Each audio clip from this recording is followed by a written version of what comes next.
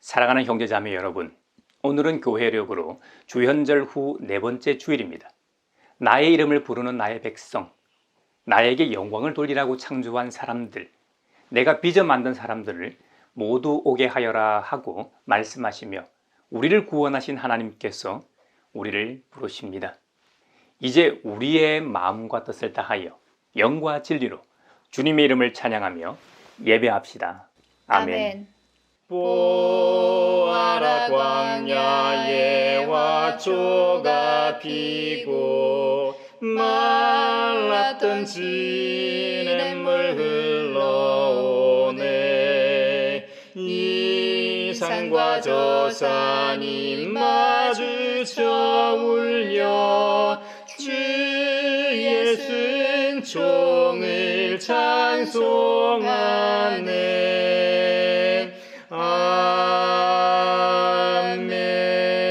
아멘. 주님, 내가 주님께로 피합니다. 보호하여 주시고 수치를 당하는 일이 없게 해주십시오. 주님은 의로우시니 나를 도우시고 건져 주십시오. 나에게로 귀를 기울이시고 나를 구원해 주십시오. 주님은 나의 반석, 나의 요새이시니 주님은 내가 어느 때나 찾아가서 숨을 반석이 되어주시고 나를 구원하는 견고한 요새가 되어주십시오. 나의 하나님, 나를 악한 사람에게서 건져 주시고 나를 잔인한 폭력배의 손에서 건져 주십시오. 주님, 주님밖에는 나의 희망이 없습니다. 주님, 어려서부터 나는 주님만을 믿어왔습니다. 나는 태어날 때부터 주님을 의지하였습니다. 어머니 뱃속에서 나올 때에 나를 받아주신 분도 바로 주님이셨기에 내가 늘 주님을 찬양합니다. 아멘. 전능하신 아버지여, 주의 능력 주시고 우리 맘에 임하셔서 떠나가지 마소서. 주께 영광 항상 돌려 천사처럼 섬기며 주의 사랑 영영토록 찬송하게 하소서.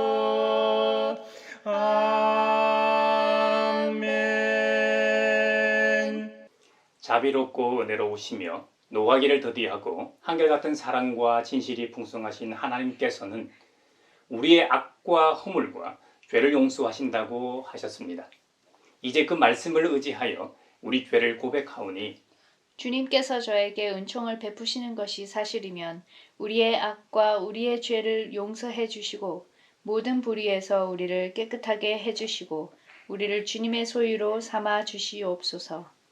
내 맘속을 비추시는 주님, 어둠에서 나를 지켜주소서. 내 맘속을 비추시는 주님, 당신 사랑 안에 쉬리라.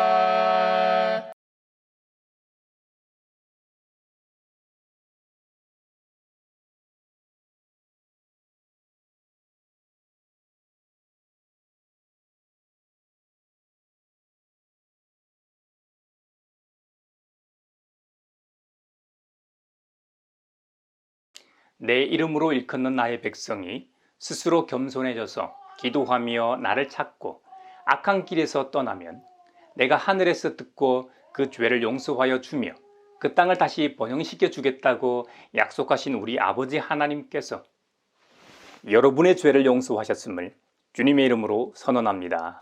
아멘.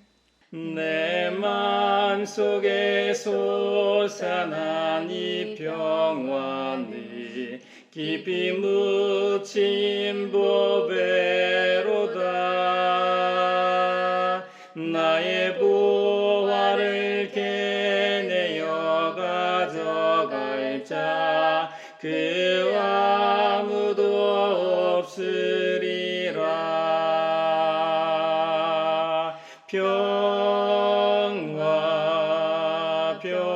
평화로다. 하늘 위에서 내려오네.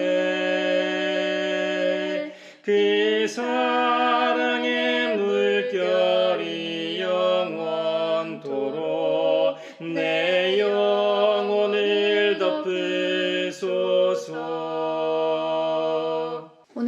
우리에게 주신 구약의 말씀은 예레미야서 1장 4절에서 10절입니다.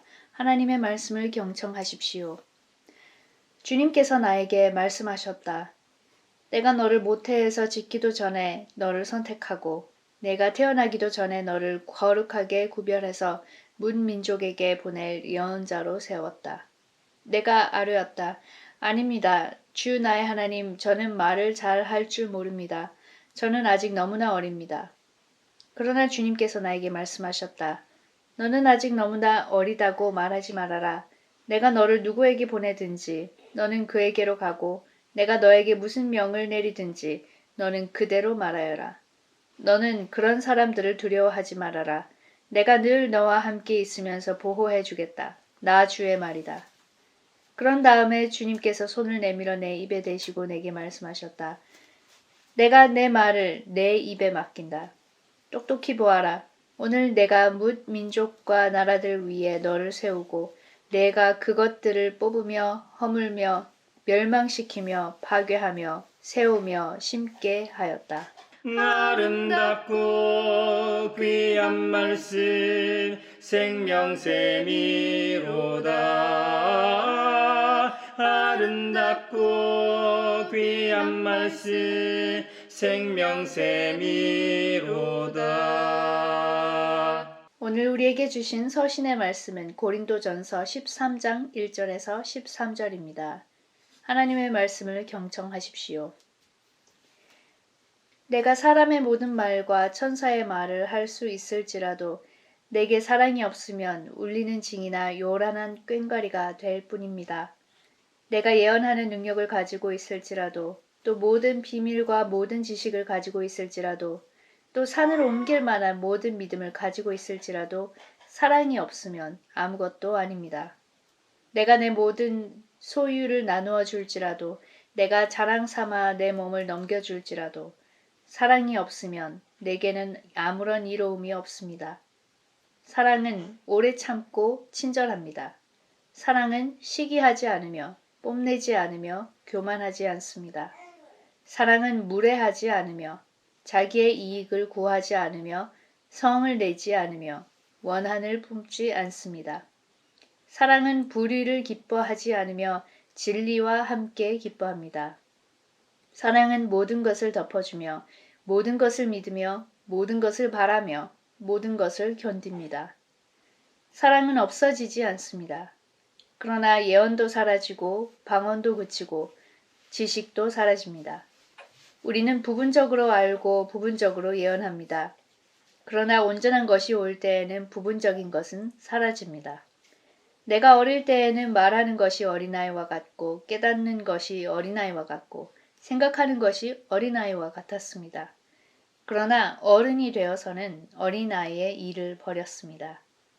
지금은 우리가 거울로 영상을 보듯이 희미하게 보지만은 그때에는 얼굴과 얼굴을 마주하여 볼 것입니다.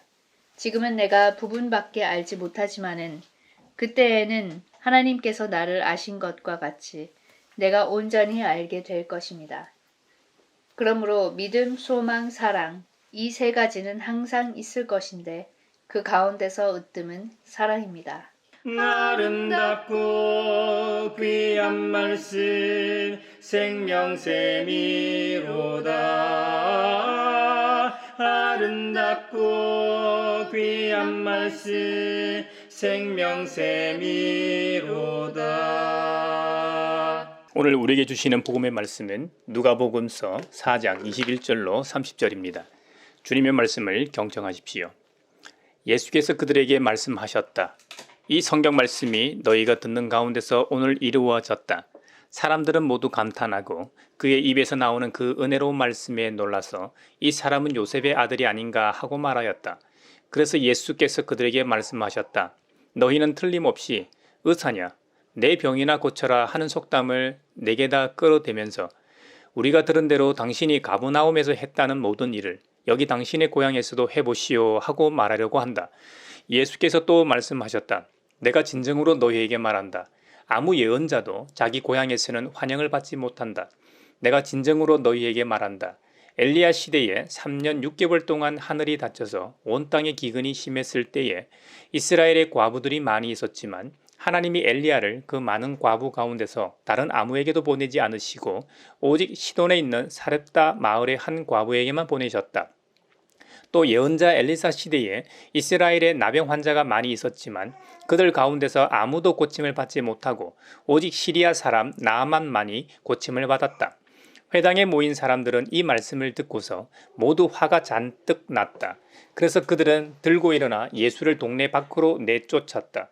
그들의 동네가 산 위에 있으므로 그들은 예수를 산 벼랑까지 끌고 가서 거기에서 밀쳐 떨어뜨리려고 하였다.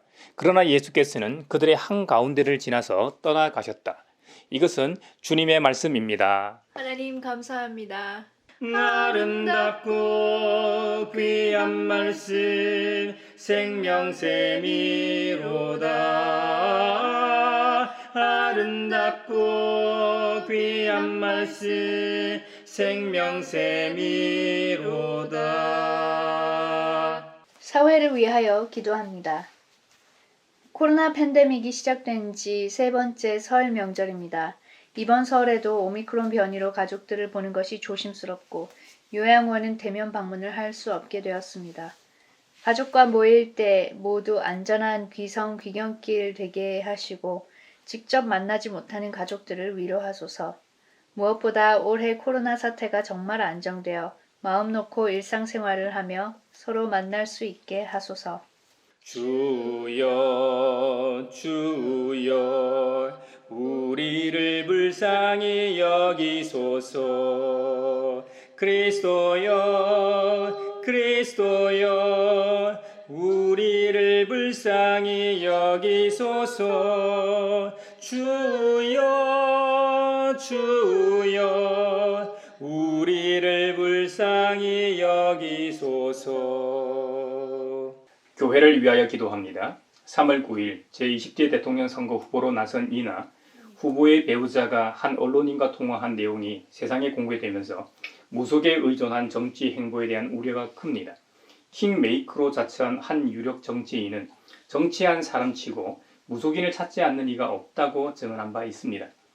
객관적이고 합리적이며 상황에 부합해야 할 정치가 주관적이고 비합리적이고 허구적인 무속에 의해 좌지우지되는 현 상황이 개탄스러울 뿐입니다.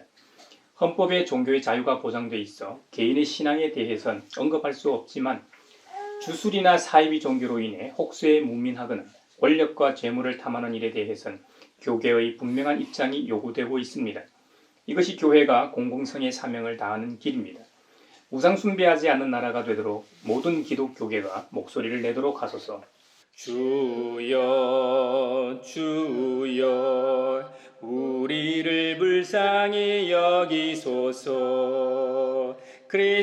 그리스도여 그리스도여 우리를 불쌍히 여기소서. 주여 주여 우리를 불쌍히 여기소서. 세계 평화를 위하여 기도합니다. 아프리카 동부에 열대 폭풍이 닥쳐 마다가스카르, 모잠비크, 말라위에 홍수로 최소 88명이 사망하고 수십만 명이 집과 생활터전을 잃었습니다. 이례적으로 강한 폭풍은 기후위기의 신호라고 유엔에서 발표했습니다. 다음 주에도 다른 폭풍이 같은 경로로 온다는 예보가 있습니다. 부디 더 많은 사상자가 생기지 않게 하시고 피해를 본 사람들이 다시 삶을 일구어 나갈 수 있도록 필요한 지원들이 있게 하소서. 기후위기로 인한 인명피해가 계속되고 있는 상황에서 국제사회는 신속히 위기에 대처하여 탄소 배출을 줄이게 하소서. 주여 주여 우리를 불쌍히 여기소서. 그리스도여 그리스도여 우리를 불쌍히 여기소서. 주여 주여 우리를 불쌍히 여기소서. 고려의 국운이 다해갈 무렵 왕들은 공민왕, 우왕, 창왕, 공양왕이었습니다. 공민왕은 10년간 원나라 볼모 생활을 하기도 했었죠. 그 기간 동안 원나라에선 피지배계층인 한족들의 반란인 홍건적의 난이 발생하여 내부적으로 어려움을 겪고 있었습니다. 고려는 원나라 요청으로 병력 2천을 파병하기에 이릅니다. 파병부대를 이끌던 장군 중에 하나가 고려의 마지막 충신 최영 장군도 포함되어 있었습니다.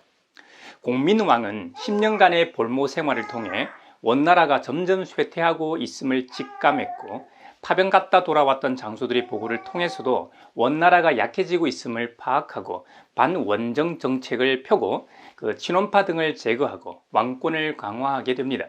그 당시 고려는 원나라의 간섭을 받는 부마국이었습니다. 사실 조선시대에는 명나라, 청나라를 섬기는 사대주의 국가였죠. 어떤 학자는 대륙의 압력 아래서 약속으로서 자기의 생존을 유지하려는 슬기로운 지혜라고도 평가했지만, 우리는 매우 부끄럽게 생각하지요. 고려가 원나라의 간섭기임을 보여주는 것이 왕의 시호입니다.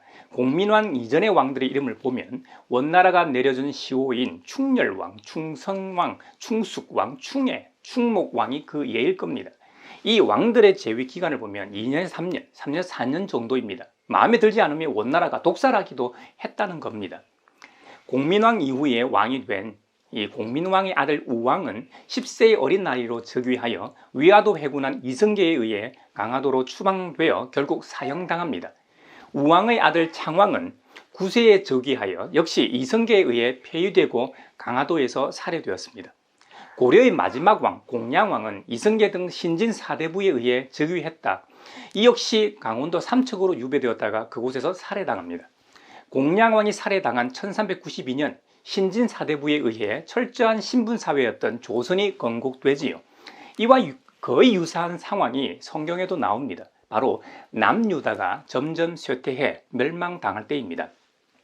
남유다 제16대 왕이었던 요시야 왕은 약화된 왕권을 강화하기 위해 성경개혁 등을 단행하게 됩니다. 재위 기간도 고려 공민왕과 거의 비슷합니다. 요시야가 이집트 황제 바로 느고에 의해 살해당하자 요시야의 아들 여호아하스가 왕위를 계승하게 됩니다. 하지만 통치 석 달 만에 이집트 제국이 침입하여 여호아하스를 포로로 잡아가서 죽입니다. 이집트는 여호아하스 대신 그의 형 여호야김을 왕으로 세웁니다. 여호야김은 통치 11년 동안 자신을 왕으로 세운 이집트를 위해 조공을 바치며 철저하게 친이집트 정책을 펴니다. 당시 아시아와 아프리카, 유럽이 만나는 중요한 지리적 위치에 있었던 팔레스타인 지역은 주위 제국으로부터 영향을 받을 수밖에 없었습니다. 아시리아가 쇠퇴한 틈을 타 이집트가 팔레스타인에 영향을 미쳐 이런 일이 벌어졌던 것이죠. 곧 이어 아시리아가 쇠퇴하고 바빌로니아 제국이 흥왕할 때였습니다. 바빌로니아의 서진 정책에 따라 결국 이집트와 바빌로니아 두 제국이 이 갈그미스 전투에서 맞붙게 됩니다. 그 전쟁의 승자는 바빌로니아였고 이 팔레스타인 지역은 다시 바빌로니아의 영향 아래 놓이게 됩니다. 그럼에도 불구하고 의리 때문이었을까요?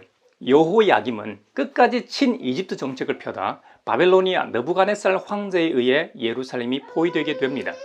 이때 죽임을 당했는지 바빌로니아로 사로잡혀가 죽었는지 정확한 기록은 없지만 확실한 것은 여호야김이 바빌로니아에 의해 제거되고 그의 아들 여호야긴이 등극하게 됩니다. 하지만 여호야긴이 통치한 지 석 달 만에 바빌로니아 황제 느부갓네살에 의해 바빌로니아로 사로잡혀가고 여호야긴의 숙부이자 요시야의 아들 시드기야를 왕으로 삼습니다. 이 시드기야가 처음에는 바빌로니아를 잘 섬겼는데 이후에 바빌로니아를 배반함으로 느부갓네살이 노하여 예루살렘 사방으로 토성을 쌓아 정복하게 됩니다. 이로써 BC 586년 남유다는 완전히 멸망하게 됩니다. 시드기야는 배신의 값을 톡톡히 치르게 됩니다. 자신의 아들들은 사로잡혀 가는 길에서 시드기야가 보는 앞에서 모조리 다 죽임을 당합니다. 이어서 시드기야의 두 눈을 빼고 노사슬로 결박하여 바빌로니아까지 끌고 갔습니다. 타국에서 포로로 그것도 장애인으로 살다 처참하게 최후를 맞이하게 됩니다. 이것이 이스라엘의 마지막 역사입니다. 이스라엘은 여러 점에서 우리나라 역사와 참으로 많이 닮은 나라입니다. 약소국이라는 점도 그렇고 주위 열강으로부터 항상 침입을 받았고 그로 인해서 조공을 바치고 사대주의를 피할 수 없었던 역사적 상황과 현실도 비슷한 것 같습니다. 세계 모든 고대 국가나 중세 국가들에서 찾아볼 수 있는 것처럼 종교가 막강한 힘을 발휘하고 종교를 의지했다는 점에서도 비슷한 것 같습니다. 지금으로부터 1100년 전 AD 918년부터 1392년까지 약 500년 역사를 자랑한 이 고려 역시 불교를 숭상한 나라였죠. 다른 점이 있다면 이스라엘은 예나 지금이나 유일신, 신앙을 가진 나라라는 점일 겁니다. 앞서 고려 역사와 비교해서 남유다의 이 멸망하기 전의 역사를 언급하였습니다. 정치 역사학적으로는 남유다의 멸망을 여러 의견으로 논할 수 있을 겁니다. 하지만 신학적으로 성경에서는 남유다 왕국의 멸망기라는 격동기에 요시야를 제외한 다른 왕들은 한 나라의 지도자로서 그것도 신정국가에서 여호와 하나님 보시기에 악을 행하였다고 기록하고 있습니다. 그로 인해 통치자인 왕과 왕족, 무무백관은 나라를 망가뜨린 장본인들이었기 때문에 당연하고 죄 없는 백성들까지 국가적으로 국난을 겪게 되었다는 겁니다. 이러한 격동기에 예레미야라는 한 사람이 하나님으로부터 구원투수로 소명을 받게 됩니다. 예레미야 예언자는 아시리아 제국의 멸망과 바빌로니아 제국의 비상, 그리고 이집트 제국의 팽창과 위축을 보게 됩니다. 이 제국들의 흥망성쇠에 따라 팔레스타인 지역의 여러 나라들이 어떤 영향을 받는지 똑똑히 목도하게 됩니다. 무엇보다도 자신의 조국 남유다의 멸망 과정 속에서 예루살렘 함락과 총독 그달리아의 암살 등을 지켜보고 탄식한 글이 바로 예레미야 애가였던 것이죠. 이런 정세와 상황에서 소명을 받는다는 것이 쉬운 일이 아닙니다. 피할 수만 있다면 피하고 싶었을 겁니다. 예레미야 소명장이 예레미야 1장입니다. 그 중에서도 소명에 관한 내용이 오늘 본문이 1장 4절에서 10절입니다. 하나님의 엄한 임명이 4, 5절에 나오고 예레미야 자신은 말을 잘 할 줄도 모르는 어린이와 같다고 항변하며 거절하는 내용이 6절입니다. 이 하나님께서 예레미야를 설득하시는 내용이 7, 8절에 이어지고 재차 임명하시는 내용이 9, 10절에 기록되어 있습니다. 하나님의 임명 내용을 보면 몇 가지 특징이 있는데요. 첫째, 예레미야의 소명은 하나님의 예정 안에 있다는 것입니다. 5절에 보면 주님께서는 예레미야를 모태에서 짓기도 전에 선택하셨고 태어나기도 전에 거룩하게 구별하셨고 뭇 민족에게 보낼 예언자로 세우셨다는 겁니다. 구약 시대의 선지자, 예언자, 사사로 사역한 분들의 소명에서는 나타나지 않는 특징이기도 합니다. 이런 점에서 예레미야는 특별한 사역자임에 틀림없습니다. 하나님의 임명 내용에서 또 다른 특징은 둘째로 예레미야의 소명과 사역이 유대인들에게 국한된 활동이 아니라는 것입니다. 민족과 열방을 향한 사역이라는 겁니다. 이전에는 남유다나 북이스라엘만을 위한 사역이었습니다. 아모스 선지자 정도가 남유다 출신으로서 북이스라엘에 가서 예언 활동을 하며 사역한 것에 비하면 예레미야 선지자의 사역은 그 영역이 남유다를 비롯하여 열방으로 확대된 것이었습니다. 마치 사도행전 1장 8절에 나오는 것처럼 예루살렘과 온 유대와 사마리아와 땅끝까지 이르는 광대한 사역이라고 할 수 있습니다. 이방인을 위한 구원과 계획은 신약시대 사도 바울로부터 시작된 게 아님을 예레미야를 통해 우리는 확인하게 됩니다. 그러니 복음이라는 것은 우리만의 것이 아님을 우리는 잊지 말아야 합니다. 온 인류 모두를 위한 기쁨의 소식임을 기억하는 저와 여러분이 되시길 바랍니다. 세 번째 특징은 하나님의 부르심에 대한 선지자의 반응 면에서도 이사야 선지자와는 확연히 차이가 있습니다. 이사야는 그의 소명장에서 이렇게 응답했죠. 제가 여기에 있습니다. 저를 보내어 주십시오. 이에 반해 예레미야는 굉장히 소극적이었습니다. 이렇게 말합니다. 아닙니다, 주님. 저는 말할 줄도 모르는 어린 아이입니다. 하고 응답했습니다.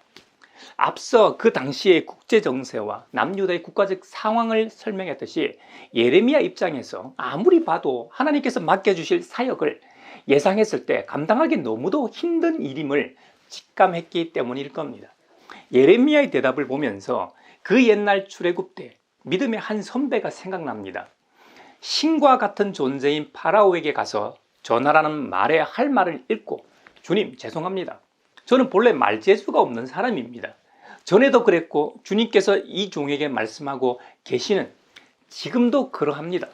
저는 입이 둔하고 혀가 무딘 사람입니다 하고 항변하던 모세가 생각납니다. 예레미야의 거절에 하나님께서는 예레미야를 설득하시면서 어떤 환경에서든지 수행하라고 단호하게 말씀하시는 것처럼 보입니다. 하지만 그 배경에는 무조건적 명령이 아닙니다. 주님께서는 말씀하시길 나도 안다. 네가 지금 상황과 그 사람들을 얼마나 두려워하는지 잘 안다. 하지만 너는 그런 사람들을 두려워하지 말아라. 내가 늘 너와 함께 있으면서 보호해 주겠다. 이것은 나 주의 말이다 하고 확실한 보증을 써주십니다. 신약시대의 우리 예수님께서 마태복음 28장 20절에서 약속하셨던 말씀이 생각나지 않습니까? 내가 너희에게 명령한 모든 것을 그들에게 가르쳐 지키게 하여라. 보아라, 내가 세상 끝날까지 항상 너희와 함께 있을 것이다. 여러분, 어느 누가 함께 하는 것이 아닙니다. 우리가 무서운 밤길을 갈 때나 낯선 초행길일 때 길동무가 있으면 혼자 가는 것보다는 든든하지 않습니까? 두세 사람이 함께 가면 더 든든합니다. 숫자가 많을수록 무서울 게 없어집니다. 그런데 천지를 창조하신 분께서 함께 하신다고 합니다. 이건 진짜 무서울 게 없는 것 아닙니까? 이것보다 확실한 약속과 보증이 없습니다. 마지막으로 하나님의 임명에서 찾아볼 수 있는 특징은 예레미야를 주님의 예언자로 임명하시며 상징적인 행동을 통해 임명하신다는 점입니다. 하나님의 손을 내밀어 예레미야의 입에 대시고 주님의 거룩한 말씀을 예레미야의 입에 맡기십니다. 여러분, 말의 힘이 얼마나 크고 무서운지 누구나 다 알지 않습니까? 사람을 살릴 수도 있고 죽일 수도 있는 게 바로 말의 힘입니다. 그런 면에서 저와 같은 목회자의 입술을 정화하는 것은 매우 중요하다 하겠습니다. 설교자인 저뿐이겠습니까? 의료인들의 말 한마디가 환자로 하여금 얼마나 힘이 나게 하는지 아파 보신 분들은 다 아실 겁니다. 또 교사의 말 한마디가 학생으로 하여금 학업에 탄력을 받기도 하고 그 과목과 담을 쌓기도 하지 않습니까? 이 점은 학창시절을 보낸 분들은 본인이든지 친구이든지 목격해서 잘 아실 겁니다. 피의자가 진짜 범인이 아닌데도 경찰이나 검찰이 피의자를 협박하여 취조하게 되면 어떻게 됩니까? 내가 죄인이 분명히 아닌데도 내가 죄인인 것처럼 느껴질 겁니다. 모든 증거가 나를 가리키거나 사랑하는 가족이나 회사를 볼모로 협박하기 때문이죠. 조작된 증거와 협박으로 기소하고 그것을 바탕으로 판결하면 한 사람 죄인 만들고 죽이는 일은 아무것도 아닐 겁니다. 근데 실제로 우리 사회에서는 이런 일들이 일어나고 있습니다. 지금이 21세기임에도 말입니다. 조선시대에서 벌어지고 있는 일이 아닙니다. 법이라는 이름으로 버젓이 일어나고 있습니다. 이와 같이 말의 힘이 잘못 오용됐을 때 얼마나 끔찍한 상황을 만드는지 우리 모두는 몸소 경험했고 목도했고 지금도 그것을 보고 있습니다. 제가 말의 중요성을 이야기하다 너무 어두운 예를 들었는데요. 인간들이 하는 말에 적지 않은 부분이 사람을 살리기보단 죽이는 목적으로 사용되고 있다는 점을 지적한 것입니다. 반면 우리 하나님께서 오늘 본문에서 예레미야에게 주시는 말은 사람을 살리는 것입니다. 아마도 사람을 살리는 말 중에 가장 중요한 것 중에 하나가 바로 사랑이라는 말일 겁니다. 고린도전서 13장은 사랑장으로 불립니다. 고린도전서 13장에 나오는 13절에 해당하는 모든 구절이 중요하고 귀한 말씀이지만 시작하는 1절의 중요성은 아무리 강조해도 지나치지 않을 겁니다. 사랑장은 이렇게 시작합니다. 내가 사람의 모든 말과 천사의 말을 할 수 있을지라도 내게 사랑이 없으면 울리는 징이나 요란한 꽹과리가 될 뿐입니다.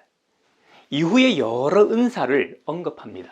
예언하는 능력, 모든 비밀과 모든 지식을 가지고 있을지라도, 그리고 심지어 산을 옮길 만한 모든 믿음을 가지고 있을지라도 사랑이 없으면 아무것도 아니라고 단언합니다.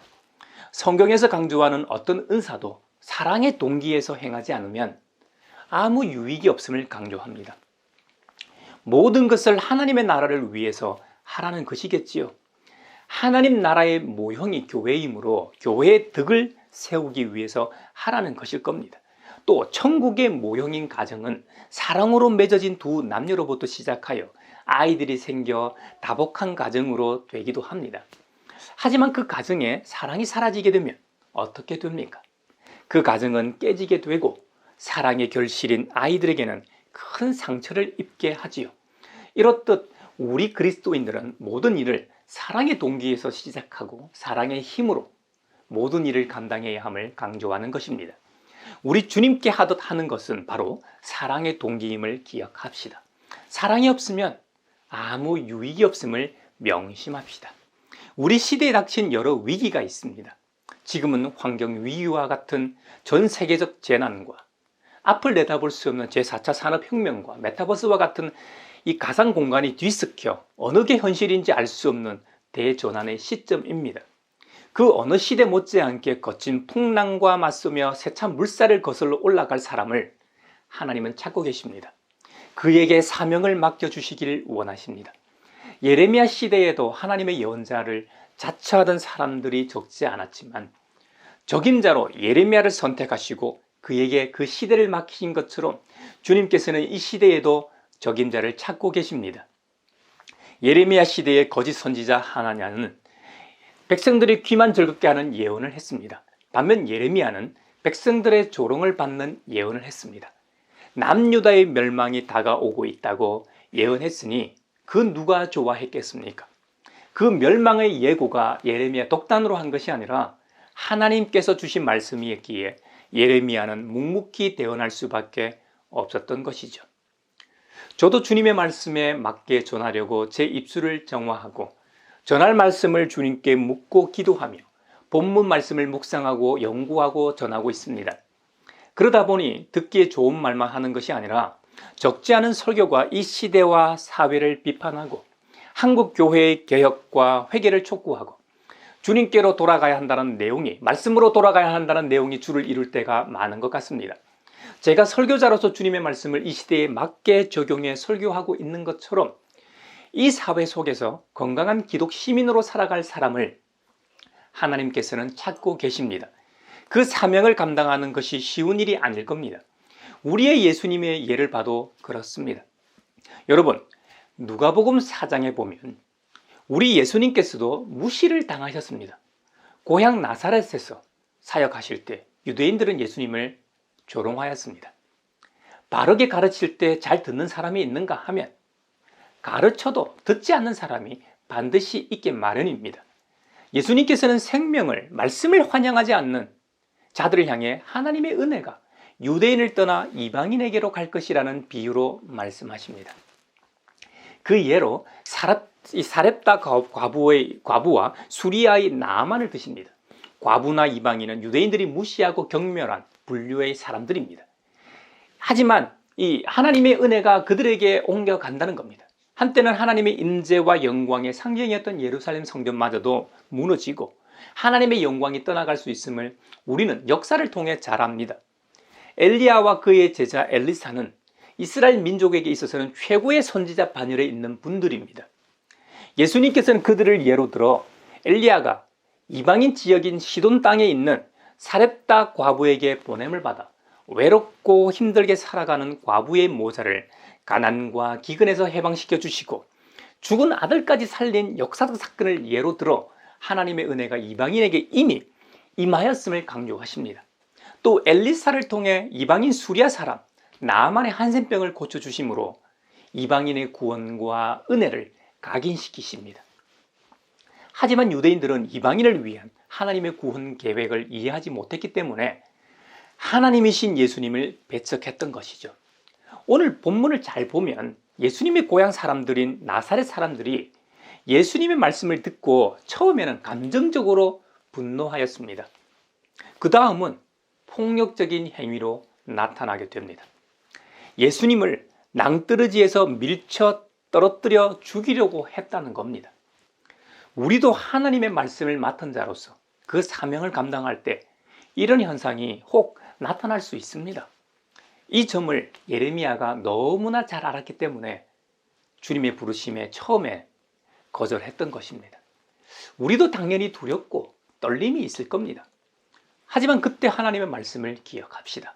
내가 너와 함께 있으면서 보호해 주겠다. 오늘 설교 서도에서 언급했던 고려 말의 상황이나 남유다 멸망 시기에는 이루 말할 수 없을 정도로 격동기였습니다. 이 시대도 그에 못지않게 빠르게 변화하고 있는 대전환의 시대입니다. 이 시대에 묵묵히 사명을 감당할 하나님 나라의 백성이요, 이 사회의 기독 시민으로 살아갈 사람을 우리 주님께서 찾고 계십니다. 그런 사람은 그 시대의 시류를 쫓거나 편성하여 사는 사람이 아닙니다. 힘의 흐름을 살펴서 교묘히 권력을 지향하는 사람도 아닙니다. 예레미야처럼 오직 정화된 입술로 하나님의 말씀만을 대언하며 거친 파도에 홀로 맞서는 사람입니다. 예레미야와 같은 분들이 이 시대에 많이 나오기를 기도하며 소망합니다. 우리 가양교회와 형제자매 여러분이 그런 분들이 되시길 바랍니다. 무섭고 두려울 때 예레미야에게 하신 말씀을 기억하십시오. 내가 너와 함께 있으면서 보호해 주겠다.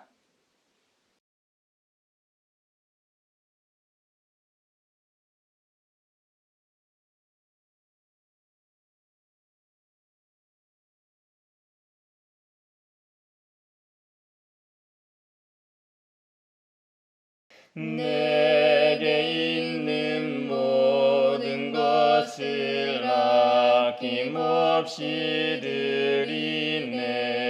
사랑하고 의지하며 주만 따라 살리라. 주께 드리네. 주께 드리네. 사랑하는 구주 앞에 모두 드리네. 여기에 모인 우리는 우리의 믿음의 역사와 사랑의 수고와 우리 구주 예수 그리스도에 대한 소망의 인내를 여기 연보에 담아 올려드립니다.